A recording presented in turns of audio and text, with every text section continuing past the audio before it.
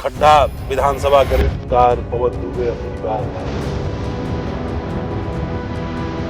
इलाका पिछड़ा है, तो हमने ये ठाना है कि इस शब्द को इस विधानसभा क्षेत्र से हटा दें। बिजनेस अदर देन आप सोशल वर्क लगातार कर रहे थे। जी। और ये राजनीति में आने वाला एक्सीडेंट कैसे हुआ? संस्थाओं के माध्यम से सेवा करने की अपनी एक सीमा है। मुझे लगा कि मेरे कई जीवन बीत जाएंगे तब भी खड्डा में जो चीजें हैं उसको दूर करने में बहुत टाइम होगा। मेरे पास काम करने का यहाँ बहुत अवसर है।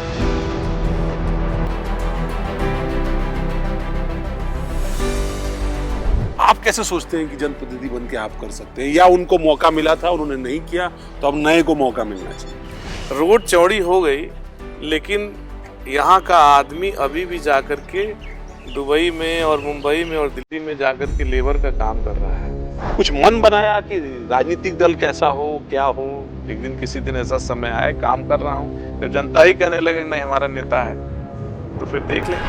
एक ब्राह्मण राजनीति, अब आप तो देख रहे हैं बहुत सारी चीजें हो रही हैं। तो वो लोग किस लिए बैठे थे? सत्ता के लिए वो बैठे थे। सत्ता के लिए बैठे थे। कब पब्लिक से कोई लेना देना नहीं। अगर आप सत्ता के साथ गए तो अलग राजनीतिक परिस्थितियां होंगी, पर सत्ता के विपरीत गए जो आज वर्तमान सत्ता है तो अलग मुश्किलें हों। हमारा अपना कोई कहीं इंटरेस्ट नहीं है, तो सत्ता के साथ हो या सत्ता के खिलाफ हो, क्या फर्क पड़ेगा मेरे ऊपर? जो कुछ भी होना है वो सब पब्लिक के लिए ही करना है, अपना कुछ करना नहीं, अपने लिए कोई आवश्यकता नहीं। तो ये आपकी कर्म भूमि है, अगर इसमें कोई अवरोध पैदा करेगा तो उसके लिए क्या? अवरोध पैदा करेगा तो हम लड़ेंगे, ठीक से लड़ेंगे। व्यक्ति कैसे मजबूत हो इस पर पवन दुबे काम कर रहा है। खड्डा की विधानसभा से सियासत की दहलीज पर दस्तक दे रहे हैं। नमस्कार मित्रों, स्वागत है आपका ब्रेकिंग ट्यूब की खास पेशकश में। और ये पेशकश जहां हम सियासत की दहलीज पर दस्तक दे रहे उन तमाम रणबांकुरों को सामने लेकर आएंगे आपके सामने, जो राजनीति के चौखट पर खड़े हैं और दस्तक दे रहे हैं किस बात की? सियासत में एंट्री करने की। और ऐसी एक शख्सियत का इंटरव्यू करने के लिए हम पहुंचे हैं भारत के उस हिस्से में जो बहुत पिछड़ा हुआ इलाका माना जाता है। दरअसल उस इलाके में जो यूपी और बिहार की सीमा पर स्थित है, यानी कुशीनगर में। और हमारे साथ है पवन दुबे। शिक्षा के क्षेत्र में लगातार उनका बड़ा काम, लगातार जनसेवा का काम, समाज सेवा का काम, और बैंकर भी रहे। अलग अलग तरह की उनकी अपनी पहचान है, और उस पहचान के बीच में स्वागत है पवन जी आपका। नमस्कार, धन्यवाद।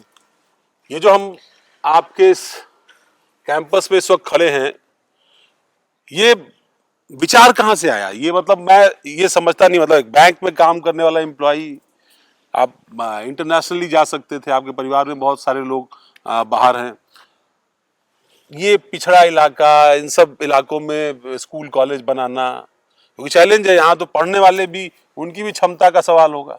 तो ये कहाँ से मन में इस तरीके का विचार आया कि स्कूल कॉलेज खोलो, इस तरह का काम करो? देखिए, इस इलाके में आने का सबसे बड़ा कारण तो ये था कि कोई भी एक जो चीज़ जहाँ उपलब्ध है नहीं, अगर वहाँ उपलब्ध करा दी जाए तो उसके सफल होने की संभावनाएं बहुत बढ़ जाती हैं। इस इलाके में आने के पीछे मेरा सबसे पहले यही था कि महाविद्यालय की स्थापना इस ऐसी जगह करें जहाँ पर उसकी ज़रूरत हो। आप शहर में देखें तो वहाँ कम से कम जितनी आवश्यकता नहीं है उससे ज़्यादा वहाँ महाविद्यालयों की स्थापना हो गई है, और ऐसा इलाका जहाँ बहुत बड़ी ज़रूरत है वहाँ महाविद्यालय है ही नहीं। अब जब हम यहाँ आए तो यहाँ से लेके 36 किलोमीटर दूर तक केवल पडरौना में कॉलेज था, फिर महाराजगंज में कॉलेज था, बीच में कोई कॉलेज यहाँ पर नहीं था। तो यहाँ सबसे बड़ी आवश्यकता थी, विशेष रूप से जो लड़कियाँ हैं उनके लिए बड़ा आवश्यक था, क्योंकि लड़के तो अच्छे फैमिली के जो लोग समृद्ध लोग थे वो तो मान लीजिए बाहर पढ़ाई रहे थे, पडरौना और गोरखपुर भेज देते थे, लेकिन बेटियां नहीं पढ़ पाती थी। तो बेटियों की पढ़ाई को ध्यान में रख के मुझे लगा कि यहाँ आवश्यकता है और उसकी शुरुआत की जाए, तो हमने इसकी शुरुआत की। तो अब जब स्कूल कॉलेज शुरू हो गया, एक के बाद दूसरा, दूसरे के बाद तीसरा, तो कितने स्कूल कॉलेज हो गए अब आपके इस समय? 14 कॉलेज है। 14 कॉलेजेस हैं। और इस इलाके में कितने कॉलेज हैं आपके? इस इलाके में 3 हमारे कॉलेज हैं, एक 2 डिग्री कॉलेज हैं, एक नौरंगिया में, एक खड्डा में जहाँ आप हैं, और एक नेबुआ में हमारा ITI है, और एक ला कॉलेज हम बना रहे हैं, चौथा कॉलेज स्टार्ट कर दिया है बनाना। तो ये जो बात चल रही है आजकल, वो जिस इलाके में हम हैं, मतलब वो आजकल स्लोगन जो हम सोशल मीडिया पर भी देख रहे हैं आपको लेकर के, कोई आपको जन नायक कह रहा है, कोई, मैं पोस्टर भी पीछे देख रहा था वहाँ लगा हुआ था, और लोग अब इस तरीके से कह रहे हैं कि भाई खड्डा विधानसभा करे पुकार, पवन दुबे अब की बात। ये जो स्लोगन आ रहा है, ये स्लोगन कहाँ से आ गया? आप तो पढ़ाने आए थे, पढ़ने आए थे, बच्चों को का भविष्य बदलने आए थे। देखिए क्या है कि हायर एजुकेशन सेंटर का जो मूल ऑब्जेक्टिव है वो ये है कि कितना सोशल इम्पैक्ट एक कॉलेज डालता है। कॉलेज का मतलब केवल एक पढ़ाई नहीं है, बल्कि कॉलेज का मतलब ये भी है कि उसके होने से, कॉलेज के होने से कितना सामाजिक, उस क्षेत्र में कितना सामाजिक परिवर्तन हो रहा है, कितना आर्थिक परिवर्तन हो रहा है। और उसी चीज़ को हमने ये समझने की कोशिश की कि जो सोशल ट्रांसफॉर्मेशन हो रहे हैं, जो इकोनॉमिक ट्रांसफॉर्मेशन हो रहे हैं, उसमें और रफ्तार लाई जाए, और उसके लिए हमें इस इलाके में और भी ढेर सारे कॉलेजेस की स्थापना की ज़रूरत है। आपको मैं बता दूं कि कुशीनगर जनपद में एक भी लॉ कॉलेज नहीं है, एक भी इंजीनियरिंग कॉलेज नहीं है, एक भी आयुर्वेदिक मेडिकल कॉलेज नहीं है, पूरे जिले में एक भी आयुर्वेदिक मेडिकल कॉलेज नहीं है। और अगर ये सब चीज़ें 75 साल बाद भी नहीं हैं, तो हम कैसे इस इलाके की इकोनॉमिक आप होल्डिंग कर सकते हैं, कैसे आर्थिक उन्नति हम इस इलाके का कर सकते हैं। तो हमको ये लगता है कि सेवा का जो एक माध्यम हमारा शिक्षा है, दूसरा माध्यम राजनीति भी है, और राजनीति का कैनवस बड़ा है। ऐसे ढेर सारे चीज़ों की इस क्षेत्र में आवश्यकता है। जैसे अभी आपने अपनी बात ही शुरू की कि ये इलाका पिछड़ा है, मैंने कभी इसको पिछड़ा नहीं माना। मुझे लगता है क्योंकि मैं यहाँ 15-16 साल से हूँ, और संभावनाओं से भरा हुआ क्षेत्र है। यहाँ की प्रतिभा जाकर के पूरे देश में काम कर रही है। बस ये है कि उनको सही समय पर संसाधन उपलब्ध कराने की बात है। तो इस क्षेत्र को आर्थिक रूप से आगे बढ़ाना आवश्यक है, और हम ये बार बार यही कहें कि एक क्षेत्र पिछड़ा है, पिछड़ा है, पिछड़ा है। नहीं, पर हम लोग जो इस इलाके को देखते आए, मतलब जो व्यू, इस पहले ये नेबुआ नौरंगिया विधानसभा थी, फिर जो है खड्डा विधानसभा हुई, और जब हम इसका आकलन करते हैं तो दिखाई पड़ता है कि ठीक है, एक तरफ बहुत बड़े बड़े काश्तकार यहाँ थे जिनके बड़े गन्ने के खेत थे, अब शायद केले की खेती बड़े पैमाने पर यहाँ होती है, चीनी मिलें बहुत थी यहाँ पर, रामकोला की चीनी मिल थी यहाँ, खड्डा की चीनी मिल थी, ये तमाम चीनी मिलों पर काफ़ी, पड़ौना की चीनी मिल थी, इन सब चीनी मिलों पर काफ़ी दबाव होता था। और उस वक्त दो अलग तबका था, लेकिन एक तबका था जो 2 वक्त के अनाज के लिए भी मोहताज था, उसके पास भोजन नहीं था, शिक्षा तो बहुत दूर की बात है। मुझे याद है हम लोग कभी बचपन का इलाका यहाँ थोड़ा बीता तो सड़क के दोनों किनारे पर झोपड़ी लगा करके लोग रहते थे, बाढ़ की भी विभीषिका यहाँ पर थी, तो बड़ी दुश्वारियां भी थी। और वो मुझे लगता है कि ठीक है, वक्त के साथ बहुत कुछ बदला है, तो हर इलाके में बदला होगा। आपका खड्डा को लेकर के क्या विजन? मुझे अभी जो जिस बात की शुरुआत ही हुई कि ये इलाका पिछड़ा है, तो हमने ये ठाना है कि इस शब्द को इस विधानसभा क्षेत्र से हटाना है। ये क्षेत्र अगड़ा है, आने वाले कुछ वर्षों में लोग यही कहें कि बहुत उन्नतशील इलाका है, बहुत अगड़ा इलाका है खड्डा। ये टैगलाइन लगाने का मेरा संकल्प है इस क्षेत्र में, और हम उन बिंदुओं को आइडेंटिफाई किए हैं कि इस क्षेत्र को कैसे आगे बढ़ा सकते हैं। इस पिछड़े का जो टैगलाइन है वो कैसे हटा सकते हैं, खड्डा क्षेत्र का कैसे पिछड़ापन दूर किया जाए, क्या प्रयास किया जाए उसके लिए, वो उसका मेरे दिमाग में मॉडल है, और उस पर हम काम कर रहे हैं। और जो राजनीति की जहाँ तक बात की आपने, ये सवाल ही मेरा है कि मतलब राजनीति में ये आने का मतलब मिजाज कैसे हुआ? क्योंकि मैं जितना आपको जानता हूँ, आप सोशल वर्क में ज्यादा थे, आपकी वाइफ, आपका पूरा परिवार इस काम में ज्यादा था, यानी बिजनेस अदर देन आप सोशल वर्क लगातार कर रहे थे। पर ये राजनीति में आने वाला एक्सीडेंट कैसे हुआ आपके साथ? देखिए, सेवा करने की जो संस्थाओं के माध्यम से सेवा करने की अपनी एक सीमा है, लेकिन अगर उसमें सपोर्ट गवर्नमेंट का मिल जाए, उसमें सपोर्ट थोड़ी शक्ति की मिल जाए तो हमारा दायरा सेवा का बढ़ जाएगा। और एक्चुअली हम काम तो सेवा का ही करेंगे, चाहे राजनीति के माध्यम से करें, चाहे इस समय जो काम कर रहे हैं करें। अब हमारा अपना ही मानना है कि राजनीति एक ऐसा माध्यम है जहां से उन सारी चीज़ों की पूर्ति की जा सकती है जो इस इलाके को जरूरत है।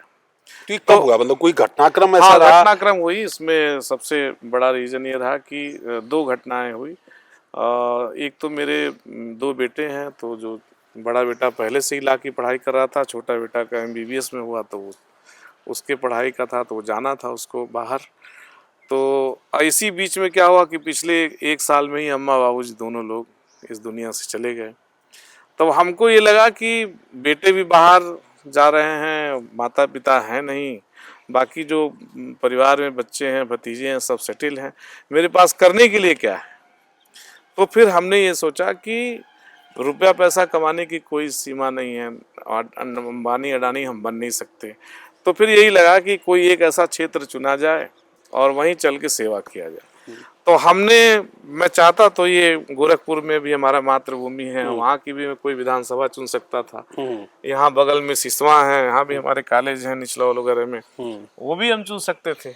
लेकिन हमने चुनाव इसलिए किया क्योंकि ये मुझे लगा कि मेरे कई जीवन बीत जाएंगे, तब भी खड्डा में जो चीजें हैं उसको दूर करने में बहुत टाइम लगेगा। मेरे पास काम करने का यहाँ बहुत अवसर है।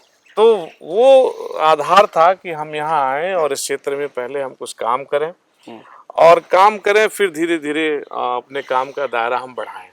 तो अभी फिलहाल दायरा ही बढ़ रहा है काम का। कैसे काम आपका बढ़ रहा है? मतलब अगर इस इलाके की मैं बात करूं तो क्या कुछ ऐसा हो रहा है इस इलाके में जी, जो आपको लगता है कि आप आए और यहाँ पर जो मॉडल आप लेकर के आना चाहते हैं? जी, तो आप कह रहे हैं कि आप इस इलाके में आए, पहले आपने एक कॉलेज बनाया, फिर दूसरा, फिर तीसरा, जी, जी, ये सिलसिला शुरू हुआ। जी। तो वो मॉडल क्या था जिससे आपने शुरू किया, या फिर ये जो चीज आपने शुरू की? ये तो पहले बताइए कि ये सरस्वती देवी PG कॉलेज जैसे लिखा हुआ, आपके ज्यादातर स्कूलों का नाम या सारे स्कूलों का नाम ऐसे ही है? जी, जी, जी, यही ये किसका नाम? मेरे माता जी का नाम है सरस्वती देवी। माता जी का नाम है आपके सरस्वती देवी? माता जी अब आपकी नहीं है।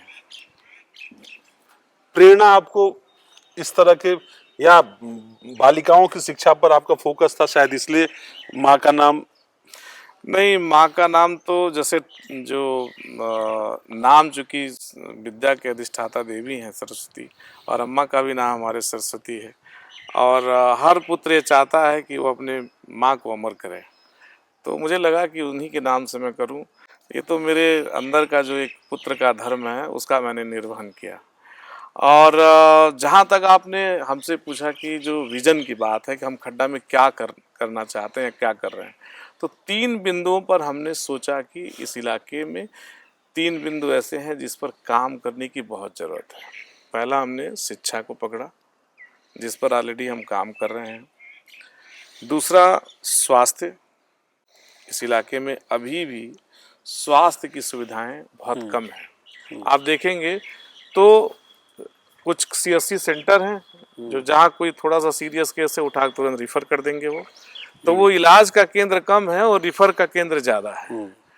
तो औपचारिकता ज़्यादा है। अभी भी यहाँ बड़े सुपर स्पेशलिटी हॉस्पिटल्स नहीं हैं।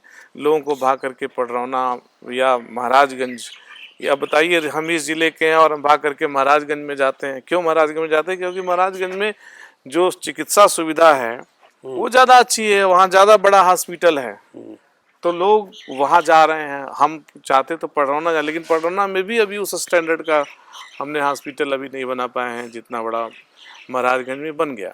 तो कहीं न कहीं इस इलाके में स्वास्थ्य सुविधा एक बड़ा संकट है। तो सवाल फिर जनप्रतिनिधियों पर भी है, क्योंकि आप जनप्रतिनिधि बनने की दहलीज पर दस्तक दे रहे हैं कि ठीक है मुझे पॉलिटिक्स में आना है, और अब तो मन बन गया है कि पॉलिटिक्स में आना है, चुनाव लड़ना है। पर बहुत सारे जनप्रतिनिधि आ रहे हैं, मतलब बाबू गेंदा सिंह से लेकर के RPN सिंह, CPN सिंह, जाने क्या। अभी इससे पहले जो आपके विधायक थे यहाँ से विजय दुबे, फिर वो सांसद हो गए, फिर एक जटाशंकर जी मुझे लगता है यहाँ से विधायक रहे, फिर अब विवेकानंद पांडे यहाँ से विधायक हैं। तो ये इतने सारे विधायक या इतने सारे लोग सांसद बन के, केंद्रीय मंत्री बन के, पडरौना को, खड्डा को, नेबुआ नौरंगिया, इस पूरे इलाके को डेवलप नहीं कर पाए। आप कैसे सोचते हैं कि जनप्रतिनिधि बन के आप कर सकते हैं, या उनको मौका मिला था उन्होंने नहीं किया तो अब नए को मौका मिलना चाहिए? नहीं, मैं ये नहीं कहूँगा कि काम नहीं हुआ है, लेकिन उन लोगों का जो मॉडल है वो अलग है, मेरा मॉडल अलग है। क्षेत्र का विकास का सोचने का तरीका मेरा अलग है। क्षेत्र, मेरा ये मानना है कि कोई क्षेत्र विकास कैसे विकसित है तो कैसे हम जानेंगे कोई क्षेत्र विकसित है, उसका विकास कैसे हुआ। तो एक आम धारणा बन गई है कि रोड चौड़ी हो गई, लाइट उपलब्ध हो गया, खड़ंजे नाली बन गए, इसको हमने विकास मान लिया। लेकिन मेरा मानना है कि ये विकास का मॉडल बहुत अधूरा है, और बल्कि विकास का ये मॉडल बहुत पुराना है। जब तक व्यक्ति का विकास नहीं होगा, परिवार का विकास नहीं होगा, उस समाज का विकास नहीं होगा, तब तक हम विकास को कैसे मानेंगे। रोड चौड़ी हो गई, लेकिन यहाँ का आदमी अभी भी जाकर के दुबई में और मुंबई में और दिल्ली में जाकर के लेबर का काम कर रहा है। हमारी पहचान एक लेबर सप्लाई के रूप में हो रही है। हमारे गांव-गांव के बच्चे जाकर के दुबई और कहाँ-कहाँ जाकर के लेबर का काम कर रहे हैं, तो हम इसको विकास नहीं मानते। आप कह रहे हैं विकास का विकेंद्रीकरण होना चाहिए। विकास का विकेंद्रीकरण होना चाहिए, इस इलाके में अस्थायी रोजगार सृजन होना चाहिए, इस इलाके में उद्योगों की स्थापना होनी चाहिए। इस इलाके का विकास का जो मेरा मॉडल है वो व्यक्ति का विकास का मॉडल है। व्यक्ति की आमदनी बढ़े, ये हमारा मॉडल है। कुछ कोशिश भी आपने की है? हाँ, मैंने कोशिश किया है और लगातार कर रहे हैं। अभी हमने लगभग 1 साल के अंदर कम से कम 10 से अधिक कैंप लगा करके देश की तमाम बड़ी प्रतिष्ठित कंपनियों को हमने यहाँ बुलाया, और गांव-गांव हमने पोस्टर लगवा करके लड़कों को फ़ोन करा करके मैंने बुलाया, और उनको हमने नियुक्ति तमाम कंपनियों में कराने का कार्य किया है। लगभग 1500 के आसपास इस इलाके में बच्चों को हमने रोज़गार दिलाने का काम किया है। साथ में हम लोग लड़कियों के लिए, जैसे अभी हमारे सभी संस्थानों में सिलाई कढ़ाई की सेंटर्स बने हुए हैं, ब्यूटी पार्लर के सेंटर बने हुए हैं, कंप्यूटर के सेंटर बने हुए हैं। यहाँ भी बना हुआ है? हाँ, यहाँ भी बना हुआ है, अंदर लैब है, आप चलिए देखिए, आपको बहुत अच्छा लगेगा। तो उन सभी बच्चियों को हम लोगों ने ट्रेनिंग दिया। तो ऐसे बच्चे जो फाइनेंस की कमी के नाते उनको पैसे का पूंजी नहीं है उनके पास, लेकिन उनके पास स्किल है, तो ऐसे हमने 50 से अधिक लड़कियों को, उनके लिए किसी का ब्यूटी पार्लर खुलवाया, किसी का हमने सिलाई कढ़ाई सेंटर की स्थापित कराया। तो हम एक तरह से प्रयास कर रहे हैं कि बेटियां हमारी आत्मनिर्भर बने, उस दिशा में हम काम कर रहे हैं। ऐसे तमाम असहाय परिवार हैं, जिन परिवारों में किसी का पैर कट गया, किसी का हाथ कट गया, किसी का पति मर गया, ऐसे हमने, लगता है हमें अब तो गिनती से बाहर की चीज़ें हैं, लेकिन मुझे लगता है कि 100 से ऊपर तो ऐसी भी दुकानें हमने खुलवाई हैं। किसी का जनरल किराना स्टोर खुला, अभी मैंने परसों जो है 2-3 दिन पहले हमने एक हलवाई थे, वो अपना दुकान वगैरह उनका आधा अधूरा था, पूरा नहीं हो पाया था, उनकी अचानक मृत्यु हो गई। घर में कोई नहीं था, 3 बच्चे, बुजुर्ग माता पिता। तो उनकी मिठाई की हमने दुकान बहुत अच्छी सी बनवाई है। आज मैं उधर से गुजर रहा था तो तमाम कस्टमर बैठे थे, 4 दिन के अंदर ही भीड़ भाड़ लगने लगी है। तो ऐसी दुकानें असहाय लोगों को आइडेंटिफाई करके और उनके दुकानें खुलवा करके उनको आत्मनिर्भर बनाने का प्रयास कर रहे हैं। तो मुश्किल भी हो रही होगी, मतलब यहाँ जो नेता स्थापित हैं, या जो यहाँ सांसद हैं, विधायक हैं, मंत्री हैं, जो भी भूमिका जिनकी रही या पहले जो रहे, वो फिर इसमें मुश्किल भी करते होंगे कि उनको लगता होगा कि एक आदमी आया, वो इतने समय से काम कर रहा है, वो रोजगार भी दे रहा है, हमारे आप विधायक तो है नहीं, सांसद तो है नहीं, ब्लॉक प्रमुख तो है नहीं, पर रोजगार दे रहा है लोगों को, हमारे इलाके में आकर के बेटियों को शिक्षा दे रहा है या माताओं को संबल दे रहा है, तो ये पछता तो होगा नहीं? नहीं, मेरा किसी ने अभी तक विरोध नहीं किया है, ना मैंने कभी सुना है बात। बल्कि तमाम हमारे जनप्रतिनिधि हैं जो इसके लिए खुश भी रहते हैं। वो, मैं ऐसा सुनता हूँ कि लोग मेरी तारीफ करते हैं, नहीं वो अच्छा काम कर रहे हैं। पर अब जब आप राजनीति के मैदान में कूद रहे हैं, और जाहिर सी बात है कि प्रतिद्वंदता होगी, एक संग्राम होगा, एक युद्ध, अब तो राजनीति युद्ध है, मतलब आपको लड़ना ही पड़ता है। समर्थक लड़ेंगे, समर्थक आपके ग्राउंड जीरो पर जाएंगे, कार्यकर्ता बनेंगे। कुछ मन बनाया कि राजनीतिक दल कैसा हो, क्या हो, या अभी वो विकल्प आपने खुला छोड़ा है कि ठीक है मैं अपना काम कर रहा हूँ, जिसको मेरे मेरे काम के बारे में अच्छा लगेगा उसी की फिर देखेंगे किसकी धारा में बहना है। पर हाँ, ये बात आपका बिल्कुल ठीक है और मैं इस मामले में थोड़ा अलग सोचता हूँ। एक तरीका ये है कि भाई हम पार्टी ज्वाइन करें और फिर वहाँ प्रयास करें, मेहनत करें पार्टी में और अपना जो आजकल प्रचलन है वो तरीके अडॉप्ट करके टिकट लेके आएँ और पब्लिक से कहें कि हम आपके नेता हैं। परिक्रमा पॉलिटिक्स की बात है। परिक्रमा पॉलिटिक्स करें, परिक्रमा लगाते रहें, चरण रज लेते रहें और टिकट लेके आएँ और हम जनता से कहें कि हम आपके नेता हैं। इससे थोड़ा मैं अलग सोचता हूँ। मुझे लगता है कि मैं काम करूँ, मेरे काम करने की तरीका पब्लिक समझे, देखे, उसको लगे कि हाँ इसके पास दिमाग है, इस आदमी के पास सोचने का तरीका है, काम करने की शैली है, इस आदमी के पास वो प्रबंधन कौशल है, वो दृष्टि है जिससे इस इलाके को विकसित कर सकता है। और जब वो पब्लिक कहे कि नहीं ये हमारा नेता है, तो फिर हम लोग देखेंगे कि हमारे उस जन भावना को जो समझेगा, हो सकता है कोई जन भावना समझे, जन समझे मुझे। एक दिन किसी दिन ऐसा समय आए, काम कर रहा हूँ, जब जनता ही कहने लगे कि नहीं हमारा नेता है, तो फिर देख लेंगे।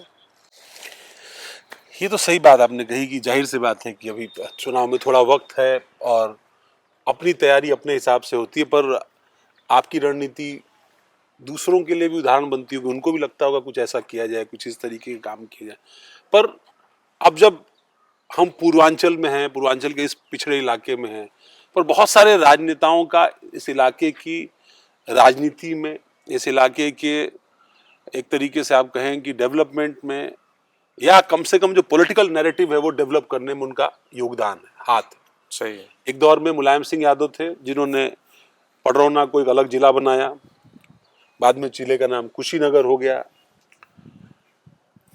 एक दौर आरपीएन सिंह और सीपीएन सिंह का था जो केंद्रीय मंत्री तक पहुंचे, इस इलाके से रहे। बाबू गेंदा सिंह का एक वक्त था, वो इस इलाके से प्रतिनिधित्व करते रहे। फिर रामकोला कांड हुआ और उस दौर का एक पूरा इतिहास यहाँ की राजनीति को प्रभावित करता है, राधे श्याम सिंह और तमाम सारे लोग। अब जब आप राजनीति में आ रहे हैं तो आपको क्या लग रहा है कि कौन से नेता हैं जो मतलब आपको लगता है कि ये राजनीति को प्रभावित कर रहे हैं, कुछ इस तरीके से आगे बढ़ने की जरूरत है? मैं योगी आदित्यनाथ की बात करूं, अखिलेश यादव की बात करूं, मायावती की बात करूं, इन नेताओं को लेकर के आपके मन में क्या? नहीं देखिए, अगर जिस परिप्रेक्ष्य में आप पूछ रहे हैं तो मतलब मुझे लगता है कि जो कर्नाटका में चीफ मिनिस्टर थे एस एम कृष्णा, वो कर्नाटक को कर्नाटक बनाया उन्होंने, बंगलौर को बंगलौर बना दिया, आईटी सिटी बना और ली। हाँ, और पूरे देश को एक समय में जब दिल्ली, मुंबई, चेन्नई और कलकत्ता मेट्रो में था और सेंटर था, पूरे देश का आकर्षण का केंद्र था, आज पूरे देश का सबसे बड़ा जो आकर्षण का केंद्र है वो केंद्र है बंगलौर। और उन्होंने वो वातावरण तैयार किया बंगलौर में जिससे बाहर के लोग आए, बाहर की कंपनीज आए, बाहर के इन्वेस्टर आए, बाहर का दिमाग आए, बाहर की तकनीकी आए, बाहर का पैसा आए। और आज आप देखिए कि जो स्थिति बंगलौर में है, अभी जो रिपोर्ट आई है, सबसे हाईएस्ट इनकम जो एवरेज इनकम है वो बंगलौर सिटी का है। तो ऐसा इसलिए है क्योंकि वहाँ के लोगों ने एक वातावरण तैयार किया। तो मुझे लगता है कि इस तरह का विजन की आवश्यकता है हमें, कि ऐसा काम करें कि घर घर रोजगार हो, घर घर कारोबार हो। और जहाँ तक जिन नेताओं की बात की, आज अगर कुशीनगर इतना विकसित हुआ, इसमें सबका योगदान है। अलग अलग समय पर अलग अलग चीज़ों की जरूरत थी। एक समय में रामकोला आंदोलन की आवश्यकता पड़ी, आंदोलन हुआ, उसकी भी आवश्यकता थी, वो हुआ, भले वो दुर्भाग्यपूर्ण था, किसी की हत्या हो गई, लेकिन उस समय उसकी आवश्यकता थी। आज इस पूरे क्षेत्र को आवश्यकता है कि हमारे यहाँ अच्छी पढ़ाई हो, तकनीकी शिक्षा इस इलाके में मिले, इस इलाके में ढेर सारे इंजीनियर बनाए जाएं, ढेर सारे डॉक्टर्स पैदा किए जाएं, ढेर सारे वकील बनाए जाएं, ढेर सारे चार्टर्ड अकाउंट तैयार किए जाएं, इस इलाके में इंजीनियरिंग कॉलेजेस बनाए जाएं, इस इलाके में आयुर्वेदिक मेडिकल कॉलेजेस की स्थापना की जाए, जिससे घर घर बेटियां हमारी इंजीनियरिंग की पढ़ाई कर सकें। आप सोचिए कि मैं जाता हूँ, तमाम ऐसे गांव हैं जहाँ खोजते रहिए वहाँ बेटी इंजीनियर। अगर कोई बहुत समृद्ध परिवार का है तब तो अपनी बेटी को कहीं बाहर पढ़ा लिया है, लेकिन लड़कियाँ इंजीनियरिंग की पढ़ाई नहीं कर पा रही हैं। क्यों? क्योंकि एक तो महंगी फीस है, दूसरी कि वो गोरखपुर अभी भी हमारे यहाँ वो असुरक्षा का एक भाव है, तो हम अपनी बेटियों को बाहर नहीं पढ़ा पाते हैं। तो हम अगर उसको यहीं पे पढ़ा दें तो इंजीनियरिंग की पढ़ाई कर लेगी, कुछ नर्सिंग की पढ़ाई कर लेगी, कोई फार्मेसी की पढ़ाई कर लेगी और कमाना शुरू कर देगी। तो मेरा अपना मानना है कि जैसे खेतों में हम गन्ना बोने का एक समय था, उसका एक संघर्ष चला, वैसे ही आप घरों में रोजगार बोने का समय है। हर क्षेत्र को अलग अलग स्टेज पर अलग अलग की चीज़ की ज़रूरत है। तो आप कह रहे हैं कि मतलब आपका विजन खड्डा में कोई सड़क पुल नाली नाला बनाने से ज्यादा इस बात का है कि जो एम्प्लॉयमेंट की बात है कि मतलब घर घर सशक्त हो ताकि वो उसके लोग एम्प्लॉयड हों, उनको रोजगार मिले। जी, तो वो सशक्तिकरण की आवश्यकता ज्यादा इस इलाके को है, यानी लेबर सप्लाई का इलाका बनने की बजाय खुद एम्प्लॉयड हो, अपने पैरों पर खड़ा हो, जी, सक्षम इलाका हो। पर एक चीज जो जो बात अधूरी रह गई थी, ये इलाका ब्राह्मण राजनीति के लिए भी बहुत जाना जाता है, पूरा पूर्वांचल, खासतौर पर गोरखपुर मंडल की राजनीति, ब्राह्मण ठाकुर इसकी राजनीति के इर्द गिर्द बहुत कुछ यहाँ घूमता है। दूसरा एक पॉलिटिक्स 24 के चुनाव से आई है पीडीए, और ये भी बड़ा प्रभावित करती है।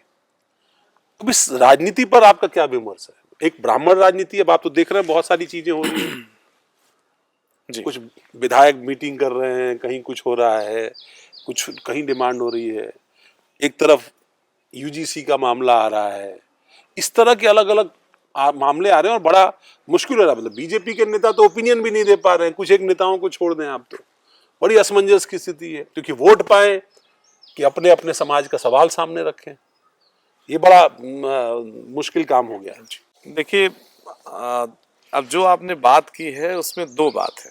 पहला एक मेरा, दूसरा विषय। मैं ब्राह्मण हूँ, आपने ब्राह्मण राजनीति की बात की, तो एक विषय ये हो गया कि मैं क्या अपने आप को किस दृष्टि में रखता हूँ इन जगहों पर। तो पहले तो ये कि मैं शिक्षा जगत से जुड़ा हूँ, तो बेटी और शिक्षक ये दोनों समाज के धन हैं। इनकी न कोई जात है, इनका कोई धर्म है, हम सबके हैं, हमारी न कोई जात है न मेरा कोई धर्म है। निजी तौर पे मैं इन सब चीज़ों से अलग सोचता हूँ, और हम जिस समाज से जुड़े हुए हैं, मेरे पिता भी शिक्षक, मेरे मामा शिक्षक, मेरे नाना शिक्षक, तो हमारी अपनी कोई जाति नहीं है, न मेरा अपना कोई धर्म है। जिस चीज़ से शिक्षा देने वाले व्यक्ति हैं, तो शिक्षक का धर्म शिक्षा है, तो मेरा धर्म शिक्षा है। अब जो आपने प्रश्न कहा कि जो ब्राह्मण पॉलिटिक्स चल रही है, पूर्वांचल ब्राह्मण डोमिनेटिंग है, ये बात सही है कि गोरखपुर मंडल विशेष रूप से ब्राह्मण डोमिनेटिंग है। और जो आपने अभी एक ब्राह्मण विधायकों की बैठक की बात की, तो वो लोग किस लिए बैठे थे? सत्ता के लिए वो बैठे। सत्ता के लिए बैठे थे। कुछ उनकी चीज़ें नहीं पूरी हो पा रही हैं, उनका पब्लिक से कोई लेना देना नहीं है कि पब्लिक के लिए वो बैठे थे या ब्राह्मण समाज के लिए बैठे थे। मैं ये नहीं मानता हूँ। ब्राह्मण समाज के लिए तो बिल्कुल भी नहीं बैठे थे। पब्लिक के लिए उनका कोई ऐसा मुद्दा भी नहीं था कि वो पब्लिक के लिए बैठेंगे, ना कोई ऐसा निकल के मीटिंग से बाहर आई। वो एक प्रेशर पॉलिटिक्स है, वो प्रेशर सब अपने बनाना, अपने टिकट सब के अपने जुगाड़ में अपने बैठे थे। कि हम दबाव बनाए रखेंगे, वो पता है मैक्सिमम लोगों का टिकट कटेगा, तो उस चक्कर में वो है कि भाई प्रेशर आपके जिले के पॉलिटिक्स। भी 2 ब्राह्मण विधायक उस बैठक में थे। जी, जी, जी, बैठे थे। तो अच्छा, फिर वो अब पीडीए वाली बात आ जाती है। दूसरी बात, जो जहाँ तक पीडीए की बात है, तो निश्चित रूप से पीडीए को पिछले चुनाव में सफलता मिली है। और हालांकि उसमें सीधा नहीं कह सकते कि सफलता मिली, उसमें ये भी फैक्टर है कि वो अचानक से उठने वाला एक मामला भी माना जाता है कि वो संविधान के नाम पर उठा। क्या वो पीडीए एक स्टेबल है या उसमें अभी 2024 वाली स्थिति रहेगी कि नहीं रहेगी, ये अभी भविष्य के गर्भ में है। क्योंकि वो स्टेबल है कि नहीं है जो 2024 का परफॉर्मेंस है, क्योंकि उसमें ये भी माना जो हम लोग पब्लिक में घूमते हैं, तो उसमें ये रहता है कि ठीक है, वो एक टाइम में ऐसा आया कि भाई संविधान बचाना है, तो तमाम समाज के लोग उसके खिलाफ खड़े हो गए। लेकिन इसमें मैं ये कह सकता हूँ कि निश्चित रूप से पीडीए की पॉलिटिक्स ने यूपी की पूरी नैरेटिव चेंज की है। और मैं उसको जो यूजीसी बिल है वो उसी दृष्टि से देखता हूँ।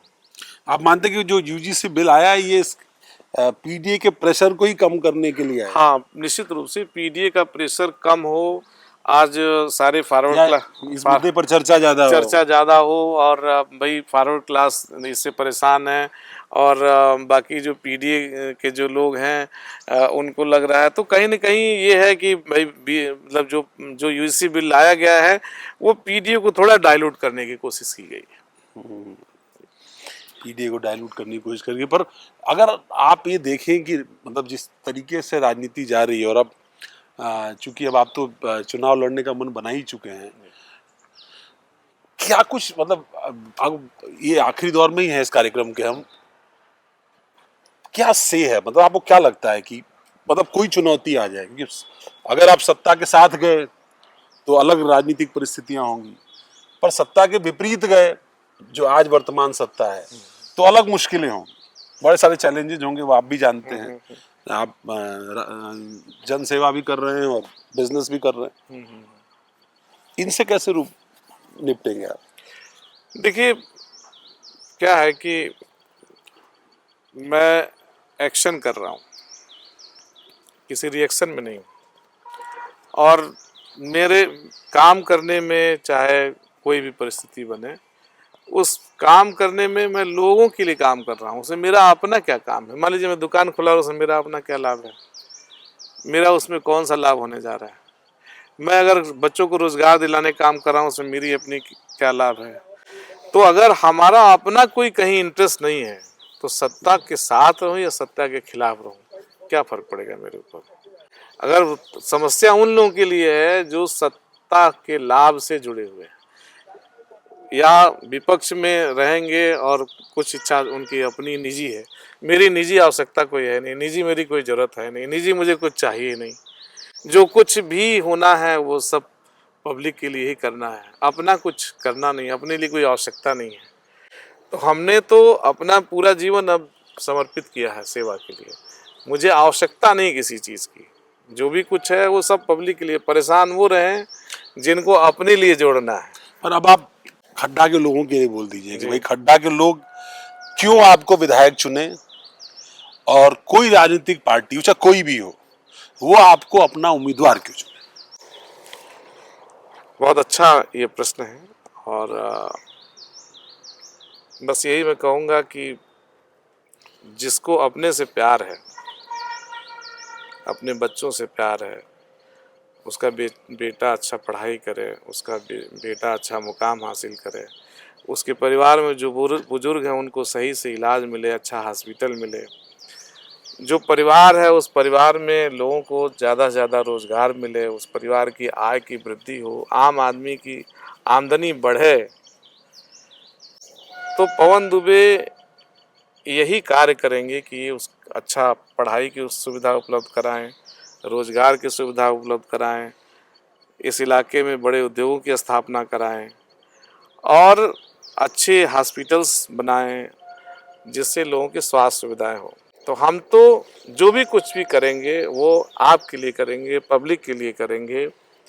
लोग मजबूत हों, लोग स्वस्थ रहें, लोग शिक्षित रहें और लोगों के पास आमदनी रहे, तो ये काम जिसको भी पसंद है वो हमें चुने। और जहाँ तक बात दल की है तो ये दल को देखना है कि मेरे जो काम हैं वो पब्लिक में किस लेवल पर हैं, ज़मीन पर हम क्या काम कर रहे हैं। अगर लोगों को समझ में आएगा, दल को समझ में आएगा, वो अपना अपने लेवल पर लोग सर्वे करा ही रहे होंगे, तो सर्वे कराएंगे तो लोगों को पता लगेगा कि पवन दुबे ज़मीन पर कुछ काम कर रहे हैं। और लोगों को समझ में आएगा, दल को समझ में आएगा तो सोचेंगे, देखेंगे, बात करेंगे। अभी भी बहुत लोगों से जगह से फ़ोन आते हैं, हम लोग बात भी करते हैं। बट अभी फ़िलहाल मुझे यही लगता है कि काम करो, काम करो, काम करो। एक सवाल छूट गया था तो मैं वो सवाल भी पूछ देता हूँ आपसे।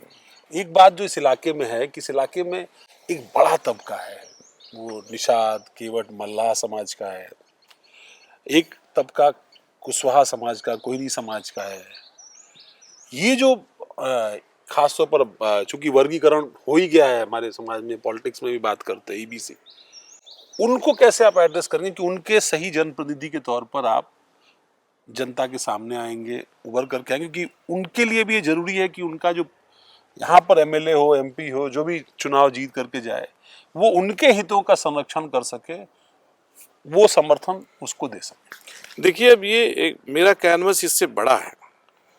मेरा कैनवस, जब मैं व्यक्ति की बात कर रहा हूँ तो उसकी जात की बात नहीं कर रहा हूँ, उसके धर्म की बात नहीं कर रहा हूँ।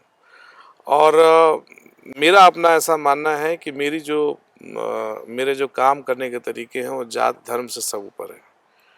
और न कोई जातीय भावना टिकेगी, न कोई दलीय भावना टिकेगी। आने वाले दिनों में आप देखेंगे ये सब चीज़ों का कोई मतलब नहीं रहेगा। व्यक्ति कैसे मजबूत हो, इस पर पवन दुबे काम कर रहे हैं।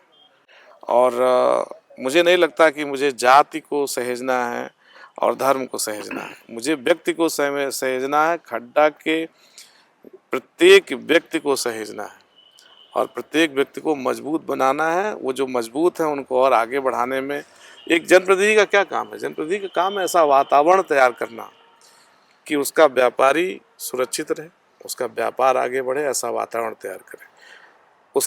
उस इलाके में जो बेरोजगार युवक है उनके लिए रोजगार उपलब्ध कराए, ये उसका काम है। अस्थायी रोजगार उपलब्ध कराए, बड़े उद्योगों की स्थापना कराए, अपने किसानों के हितों की चिंता करे। वो ये देखे पर कि अब तो ये आपकी कर्म भूमि है, अगर इसमें कोई अवरोध पैदा करेगा तो उसके लिए क्या है? अवरोध पैदा करेगा तो हम लड़ेंगे और ठीक से लड़ेंगे। तो थे पवन दुबे, खड्डा की विधानसभा से सियासत की दहलीज पर दस्तक दे रहे हैं, एक उम्मीदवार के तौर पर, एक संभावना के तौर पर और एक उम्मीद के तौर पर। जो बात ये कह रहे हैं, राजनीतिक दलों को, खड्डा की जनता को ये फैसला करना है कि उनको यहाँ की सियासत में किसके साथ, कैसे और कब आगे बढ़ना है। इस तरह के तमाम सारे दावेदारों के साथ जो सत्ता की दहलीज पर दस्तक दे रहे हैं, सियासत की दहलीज पर दस्तक दे रहे हैं, ये हमारा कारवां, ये सिलसिला यूं ही लगातार जारी रहेगा। आप किनको देखना चाहते हैं? आपको क्या लगता है कि आपके इलाके में वो कौन सा व्यक्ति हो सकता है, वो कौन सा चेहरा हो सकता है जो आपका एमएलए होना चाहिए, आपका प्रतिनिधि होना चाहिए? हमें जरूर बताइए कमेंट करके, हम उस तक भी पहुंचेंगे और उसकी भी दस्तक आप तक पहुंचाने की कोशिश करेंगे। ब्रेकिंग ट्यूब के लिए अवनीश विद्यार्थी, खड्डा से।